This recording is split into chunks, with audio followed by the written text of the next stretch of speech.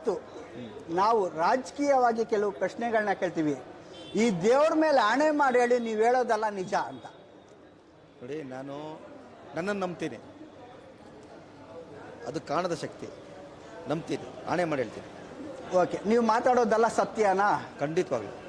Okay, ಬನ್ನಿ ಇವಾಗ first ಒಂದು ಕ್ವಶನ್ ಮಹಾರಾಜರಿಂದ ಸ್ಟಾರ್ಟ್ ಮಾಡ್ತೀವಿ. ಮೈಸೂರು ಮಹಾರಾಜರು ಗೊತ್ತು ತಾನೆ ನಿಮಗೆ? ಹೌದು. ಇವಾಗ ಮೈಸೂರು ಕ್ಷೇತ್ರದಿಂದ ನಿಲ್ತಾ ಇರೋದು ಗೊತ್ತು ತಾನೆ? ಹೌದು. ಅವ್ರ ಆಸ್ತಿ ಬರೀ 6 ಕೋಟಿನ? ನೀವು ನಂಬ್ತೀರಾ ಇದನ್ನ? ಇಲ್ಲ. ಹೇಳಿ.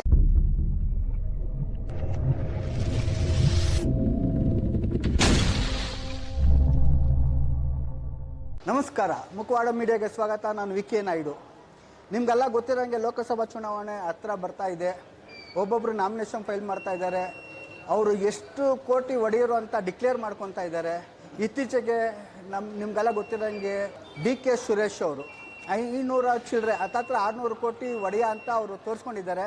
ಇದೇ 10 ವರ್ಷದ ಮುಂಚೆ ಅವರು ಬರೀ 88ರಿಂದ 90 ಕೋಟಿ ಡಿಕ್ಲೇರ್ ಮಾಡ್ಕೊಂಡಿದ್ರು.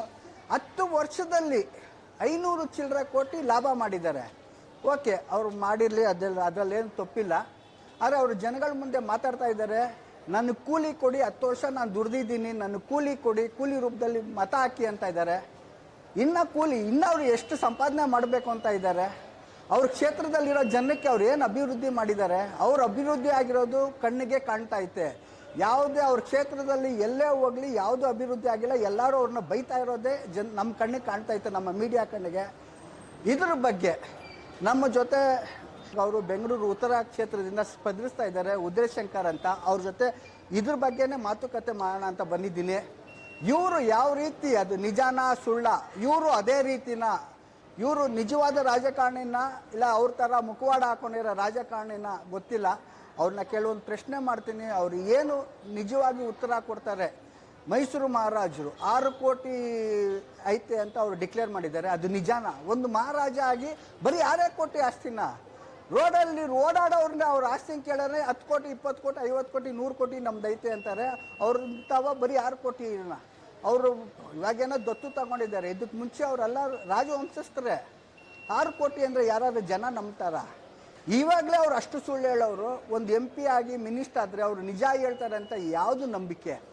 ಮಹಾರಾಜ ಅಂದಿದ ತಕ್ಷಣ ಅವ್ರೇನು ಯಾವುದೇ ಆಗಲಿ ದೇವರಲ್ಲ, ಜನರಿಂದನೇ ಅವ್ರು ಮಹಾರಾಜ ಆಗಿರೋದು. ಇದೇ ನಮ್ಮ ಮುಖವಾಡ ಮೀಡಿಯಾದ ಒಂದು ಉದ್ದೇಶ ಏನಂದರೆ, ನಿಜವಾದ ಮುಖವಾಡ ಧರಿಸಿರೋರು, ಗೋಮುಖ ವ್ಯಾಘ್ರ ಮುಖವಾಡ ಧರಿಸಿರೋರಲ್ಲ. ಮಂಡ್ಯ ಕ್ಷೇತ್ರದಿಂದ ಒಬ್ಬರು 2 ಟ್ರ್ಯಾಕ್ಟರ್ 3 ಟ್ರ್ಯಾಕ್ಟರ್ ಕೊಂಡಿರೋರೆ 480 ಕೋಟಿ ಡಿಕ್ಲೇರ್ ಮಾಡ್ಕೊಂಡಿದ್ದಾರೆ. ಮಹಾರಾಜ ಬರೀ 6 ಕೋಟಿನ? ಬನ್ನಿ ಅದ್ರ ಬಗ್ಗೆ ಚರ್ಚೆ ಮಾಡೋಣ. ಮುಖವಾಡ ಮೀಡಿಯಾಗೆ ಸ್ವಾಗತ. ನಮ್ಮ ಈ ಕಾರ್ಯಕ್ರಮಕ್ಕೆ ಬಂದಿರೋದಕ್ಕೆ ನಮ್ಮ ಮುಖವಾಡ ತಂಡದ ಎಲ್ಲರ ಪರವಾಗಿ ನಿಮಗೆ ಧನ್ಯವಾದಗಳನ್ನ ಅರ್ಪಿಸ್ತೀವಿ. ಇವತ್ತು ನಾವು ರಾಜಕೀಯವಾಗಿ ಕೆಲವು ಪ್ರಶ್ನೆಗಳನ್ನ ಕೇಳ್ತೀವಿ. ಈ ದೇವ್ರ ಮೇಲೆ ಆಣೆ ಮಾಡಿ ಹೇಳಿ ನೀವು ಹೇಳೋದಲ್ಲ ನಿಜ ಅಂತ. ನೋಡಿ, ನಾನು ನನ್ನನ್ನು ನಂಬ್ತೀನಿ, ಅದು ಕಾಣದ ಶಕ್ತಿ, ನಂಬ್ತೀನಿ, ಆಣೆ ಮಾಡಿ ಹೇಳ್ತೀನಿ. ಓಕೆ, ನೀವು ಮಾತಾಡೋದಲ್ಲ ಸತ್ಯನಾ? ಖಂಡಿತವಾಗ್ಲು. ಓಕೆ, ಬನ್ನಿ ಇವಾಗ ಫಸ್ಟು ಒಂದು ಕ್ವಶನ್ ಮಹಾರಾಜರಿಂದ ಸ್ಟಾರ್ಟ್ ಮಾಡ್ತೀವಿ. ಮೈಸೂರು ಮಹಾರಾಜರು ಗೊತ್ತು ತಾನೆ ನಿಮಗೆ? ಹೌದು. ಇವಾಗ ಮೈಸೂರು ಕ್ಷೇತ್ರದಿಂದ ನಿಲ್ತಾ ಇರೋದು ಗೊತ್ತು ತಾನೆ? ಹೌದು. ಅವ್ರ ಆಸ್ತಿ ಬರೀ 6 ಕೋಟಿನ? ನೀವು ನಂಬ್ತೀರಾ ಇದನ್ನ? ಇಲ್ಲ. ಹೇಳಿ, ಅದ್ರ ಮೇಲೆ ಹೇಳಿ. ಇದು ಏನಾಗಿದೆ ಅಂದರೆ, ಶ್ರೀಕಂಠದತ್ತ ನರಸಿಂಹರಾಜ ಒಡೆಯರು ಹಿಂದೆ ಅವರು MP ಆಗಿದ್ದರು. ಓಕೆ. ಅವ್ರ ನಂತರ ಅವ್ರು ದಿವಂಗತರಗೊಂಡ ನಂತರ ಇವರಾಗಿ ತಗೊಂಡಿದ್ದಾರೆ, ಯದುವೀರನ್ನ. ಈಗ ಅವರು ಏನಾಗಿದೆ, ಪ್ರತಿಮಾ ದೇವಿಯವರ ಹೆಸರಿಗೆ ಎಲ್ಲ ಪ್ರತಿಯೊಂದು ಇರೋದ್ರಿಂದ ಇವರು ಅಷ್ಟು ಸ್ವತಂತ್ರವಾಗಿ ಡಿಕ್ಲೇರ್ ಮಾಡ್ಕೊಳ್ಳೋದು ಬರೋದಿಲ್ಲ. ಆದರೂ ಇವ್ರ ಹತ್ರ ಆಸ್ತಿ ಇದೆ ಸರ್. ಇವರು ರಾಜ ಮನೆತನದವ್ರು ಸರ್. ಇವಾಗ ಯಾರು ಬೇರೆ ರೋಡಲ್ಲಿಂದ ಕರ್ಕೊಂಬಂದು ಅವ್ರನ್ನ ದತ್ತು ತಗೊಂಡಿಲ್ಲ. ಇವ್ರ ತಂದೆ ತಾಯಿ ಎಲ್ಲರೂ ರಾಜ ಮನೆತನದವ್ರೆ. ಹೌದು. ಹಂಗಂದ್ರೆ ಇವ್ರ ತಾವ ಆಸ್ತಿ ಇಲ್ವಾ? ಇದೆ, ಆಸ್ತಿ ಇದೆ, ಆಸ್ತಿ ಇಲ್ಲ ಅಂತಲ್ಲ. ಇವರು ಡಿಕ್ಲೇರ್ ಮಾಡ್ಕೋತಾ ಇಲ್ಲ, ಬರೀ 6 ಕೋಟಿ ಮಾತ್ರ ತೋರಿಸ್ತಾ ಇದ್ದಾರೆ. ಅಂದ್ರೆ ಇವ್ರು ಏನ್ ಹೇಳ್ತಾರೆ, ಇನ್ಕಮ್ ಟ್ಯಾಕ್ಸ್ ಅವ್ರು ನಂಬಿರ್ತಾರ? ನಂಬಲ್ವಾ? ನಂಬಕ್ಕೆ ಆಗಲ್ಲ. ಅವ್ರು ನಂಬಾರ್ದು. ಅವರು ಪ್ರಾಮಾಣಿಕವಾಗಿ ಪ್ರಯತ್ನ ಮಾಡಿ ಹುಡ್ಕೋಂಥ ಪ್ರಯತ್ನ ಮಾಡಿ. ಇವ್ರು ಬರೀ 6 ಕೋಟಿನೇ ಇದೆಯಾ ಅಂತ ಹುಡ್ಕೋದು ಪ್ರಯತ್ನ ಇಲ್ಲ ಸರ್. ಇವತ್ತಿನ ದಿವಸ DK ಸುರೇಶ್ ಅವರು ಅವ್ರ ಮನೆ 3 ಮನೆ ಆಸ್ತಿನ 35-40 ಕೋಟಿನ ಡಿಕ್ಲೇರ್ ಮಾಡಿದ್ದಾರೆ. ಸದಾಶಿವನಗರಲ್ಲಿರೋ ಒಂದು ಬಂಗ್ಲೆ, ಒಂದು ಸೈಟ್ ತಗೊಬೇಕಂದ್ರೆ 100-200 ಕೋಟಿ ಕಮ್ಮಿ ಒಂದು ಸೈಟ್ ಬರಲ್ಲ. ಅವ್ರು ಒಂದು ಡಿಕ್ಲೇರ್ ಮಾಡ್ರೆ ಅದು ಹೆಂಗ್ ನಂಬ್ತಾರೆ ಸರ್ಕಾರದವ್ರು ಇದನ್ನೆಲ್ಲ? ಇದೇ ಅವ್ರು 10 ವರ್ಷದಿಂದ 88 ಕೋಟಿನ ಡಿಕ್ಲೇರ್ ಮಾಡ್ಕೊಂಡಿದ್ರು. ಇವತ್ತು 560 ಕೋಟಿಗಿಂತ ಅಧಿಕವಾಗಿದ್ದಾರೆ. ಇದು ಹೇಗೆ ಸಂಪಾದನೆ ಮಾಡಿದ್ರು? ಇವಾಗ ಅವರು 80 ಎಕರೆ ಜಮೀನು, ನಾನು ಕೃಷಿಕ, ಅವ್ರು ಬೇರೆ ಬಿಸ್ನೆಸ್ ಏನೂ ಇಲ್ಲ ಅಂತ ಅವರು ಡಿಕ್ಲೇರ್ ಮಾಡ್ಕೊಂಡಿರೋದು. ಕನಕಪುರ ಅಲ್ಲಿ ಅಷ್ಟು 1 ಎಕರೆಯಲ್ಲಿ ಅಷ್ಟೊಂದು ಕೋಟಿ ಸಂಪಾದನೆ ಮಾಡ್ಬೋದಾ? ಅಲ್ಲಲ್ಲ, ಒಂದು ಪ್ರಶ್ನೆ. ಇವರು ನಾನು ರೈತ ಅಂತಾರೆ. ಇವ್ರು ಯಾವತ್ತಾರು ಹೊಲದಲ್ಲಿ ನೇಗಿಲು ಹೊತ್ತಿ ಕೆಲಸ ಮಾಡಿದ್ದಾರೆ? 88 ಎಕರೆಯಲ್ಲಿ ಉಳುಮೆ ಮಾಡಿದ್ದಾರಾ? ಈಗ ಅವರು ಹೊಲದಲ್ಲಿ ಬೆಳೆ ಬೆಳೆದಾಗಲೇ ಗೊತ್ತಾಗತ್ತೆ, ಉಳುಮೆ ಮಾಡಿದಾಗ.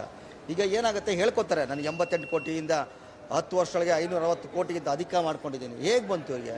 ಒಬ್ಬ ರೈತ ಇವತ್ತು ಸಾಮಾನ್ಯ 1 ಎಕರೆ ಇಟ್ಕೊಂಡು ಉಳುಮೆ ಮಾಡಿದ್ರೆ ಅವನಿಗೆ ಅಷ್ಟೊಂದು ಬರಲ್ಲ, ಆದಾಯ ಮಾಡೋಕ್ಕಾಗ್ತಾಯಿಲ್ಲ, ಬಡತನ, ತುಂಬ ಸಾಲಗಳು ಮಾಡ್ಕೋತ. ಆದರೆ ಇವರು 88 ಕೋಟಿಯಿಂದ 560 ಕೋಟಿಗೆ ಮಾಡ್ಕೊಂಡಿದ್ದಾನೆ ಅಂದರೆ ಆಶ್ಚರ್ಯ.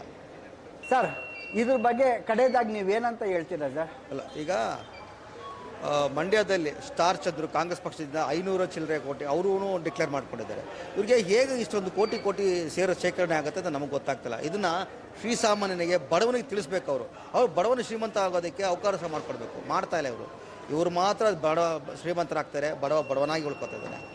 ಮತ್ತು ಈಗ ಏನಂದರೆ, ನಮ್ಮ ಪ್ರಹಾರ ಜನಶಕ್ತಿ ಪಕ್ಷದಿಂದ ಯಾರ್ಯಾರು ಈ ಸಲ ಡಿಕ್ಲೇರ್ ಮಾಡ್ಕೋತಾರೆ, ಮುಂದಿನ ದಿನಮಾನಗಳಲ್ಲಿ ಆ ಡಿಕ್ಲೇರ್ ಮಾಡ್ಕೊಂಡಂಥದ್ದು ಹಣವನ್ನು ಯಾವ ರೀತಿ ಸಂಪಾದನೆ ಮಾಡಿದ್ರು ಅನ್ನೋದು ಇವರು ಸರ್ಕಾರಕ್ಕೆ, ITಗೆ ಮತ್ತು EDಗೆ ಉತ್ತರ ಕೊಡಬೇಕಾಗ್ತದೆ.